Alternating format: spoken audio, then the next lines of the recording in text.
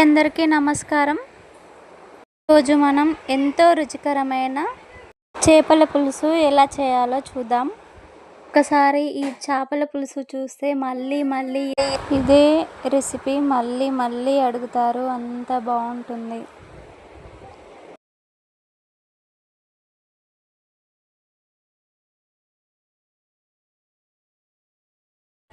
కడాయి తీసుకొని స్టవ్ పైన పెట్టి తగినంత ఆయిల్ వేసుకోవాలి.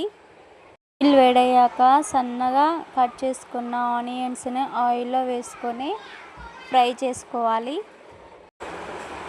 ఫ్లేమ్ అనేది మీడియం సైజులో పెట్టుకొని ఆనియన్ ఫ్రై చేసుకోవాలి, లేదంటే తొందరగా మాడిపోతుంది.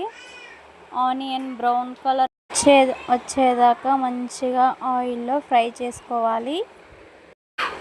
ఆనియన్ మంచిగా వేగితేనే చేపల పులుసుకు మంచి టేస్ట్ వస్తుంది. మంచిగా గోల్డెన్ కలర్లోకి వచ్చిన తర్వాతకి కొంచెం మధ్యలో కలుపుతూ ఉండాలి. ఆనియన్ అనేది వేగిపోయింది. నేను పక్కన కొంచెం వేడి నీళ్ళు పెట్టుకొని అందులో చింతపండు వేసి నానబెట్టుకున్నాను. వేడి నీళ్ళల్లో అయితే చింతపండు తొందరగా నానుతుంది. అరగంట ముందు ఫిషెస్ని శుభ్రంగా కడుక్కొని అందులో ఉప్పు, కారం, పసుపు, అల్లం వెల్లుల్లి పేస్ట్ వేసి మంచిగా మ్యాగ్నేట్ చేసుకోవాలి. ఉప్పు, కారం చేపలకు మంచిగా పట్టించాలి. ముక్కలకు ఎంత బాగా పట్టిస్తే అంత బాగా ఉంటుంది. ఇది హాఫ్ అన్ అవర్ నేను ఫ్రిడ్జ్లో పెట్టుకున్నాను. ఫ్రిడ్జ్లో పెట్టుకుంటే ముక్కలు అనేది చాలా బాగా సాఫ్ట్గా అవుతుంది. జీలకర్ర, ధనియాలు, ఇలాచి, లవంగాలు, బిర్యానీ ఆకు, సాజీ, దాల్చిన చెక్క, కొబ్బరి ఇవన్నీ మీడియం ఫ్లేమ్లో వేయించుకొని పక్కన పెట్టుకోవాలి. ముందుగా ఫ్రై చేసుకున్న ఆనియన్ని మంచిగా పేస్ట్ చేసుకోవాలి.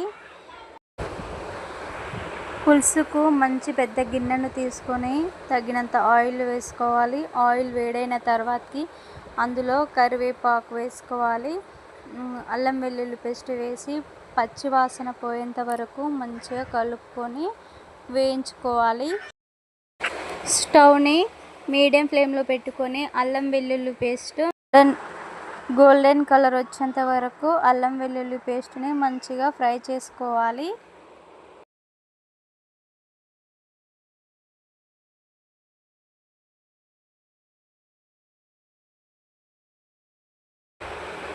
ఇందులో ఆనియన్ పేస్ట్ని వేసుకోవాలి. ఆనియన్ పేస్ట్ వేసుకున్న తర్వాతకి మంచిగా కలుపుకోవాలి. ఆయిల్లో మంచిగా మిక్స్ కావాలి. ఆనియన్ పేస్ట్ ఆయిల్లో మంచిగా ఫ్రై చేసుకోవాలి. కొంచెం మాడినా కూడా టేస్ట్ అనేది చాలా చేంజ్ అవుతుంది. అలా కాకుండా స్టవ్ని సన్నని మంట మీద మంచిగా ఫ్రై చేసుకోవాలి. అంతా మిక్స్ అయిన తర్వాతకి ఇందులో తగినంత పసుపు వేసుకోవాలి. పసుపు వేసుకొని అంతా మళ్ళీ ఒకసారి మొత్తం కలిసేలా కలుపుకోవాలి. పేస్ట్ నుంచి ఆయిల్ సపరేట్ అయ్యేంత వరకు మంచిగా ఫ్రై చేసుకోవాలి. మధ్యలో కలుపుతూనే ఉండాలి, లేదంటే తొందరగా అడుగు పట్టేస్తుంది. పేస్ట్ మంచిగా ఫ్రై అయిపోయిందండి. ఇప్పుడు దీంట్లో తగినంత కారం వేసుకోవాలి. ముందుగా మనం కలిపి ఫ్రిడ్జ్లో పెట్టుకున్న ముక్కలకు ఉప్పు, కారం మంచిగా పట్టించాం కాబట్టి ఇందులో ఉప్పు, కారం చూసుకొని వేసుకోవాలి. కారం వేసుకున్న తర్వాతకి టేస్ట్కి తగ్గట్టు ఉప్పు వేసుకోవాలి. వేసుకొని అంతా మిక్స్ అయ్యేలా కలుపుకోవాలి. ఛానల్లో బీరకాయ ఎగ్ కర్రీ చేశాను, చాలా బాగుంటుంది. ఒకసారి ట్రై చేయండి, చూడండి.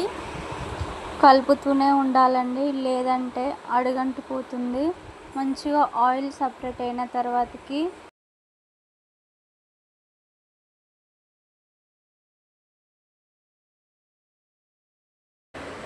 అంతా మంచిగా ఆయిల్లో ఉడికిపోయింది.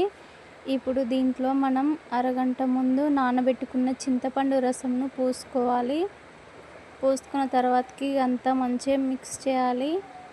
దాంట్లో మనకు సరిపడంత వాటర్ వేసుకోవాలి.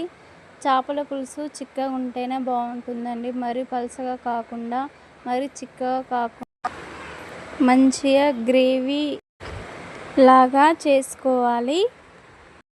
అంతా కలిసేలా ఒకసారి మంచిగా కలుపుకోవాలి. ఈ పులుసులోనే ముందుగా తయారు చేసుకున్న మసాలా పేస్ట్ని వేసుకోవాలి. పేస్ట్ని కూడా అంత బాగా మిక్స్ అయ్యేలా కలుపుకోవాలి. ఈ పులుసును 5 నిమిషాల పాటు మంచిగా మరగనివ్వాలి. హాఫ్ అన్ అవర్ ముందు ఫ్రిడ్జ్లో ప్రిపేర్ చేసి పెట్టిన చేప ముక్కలని ఈ పులుసులో వేసుకోవాలి. చేపలకు ఉప్పు కారం అయితే చాలా బాగా పట్టిందండి.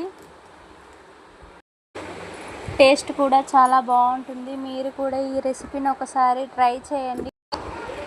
పులుసులో చేప ముక్కలు వేసిన తర్వాతకి గంట పెట్టి తిప్పకూడదండి. తిప్పితే ముక్క అనేది విరిగిపోతుంది. గిన్నె ఇక్కడక్కడ కదిపితే సరిపోతుంది. నేను మీకు గ్రేవీ చూపించనికే స్పూన్ తీసాను. ముక్క కూడా ఉడికిందో లేదో చూడనికే స్పూన్ అనేది పెట్టి లాస్ట్లో కొత్తిమీర వేసుకొని స్టవ్ ఆఫ్ చేస్తే అద్దిరిపోయే చేపల పులుసు రెడీ అవుతుంది. వీడియో నచ్చితే లైక్, షేర్, సబ్స్క్రైబ్ చేయండి.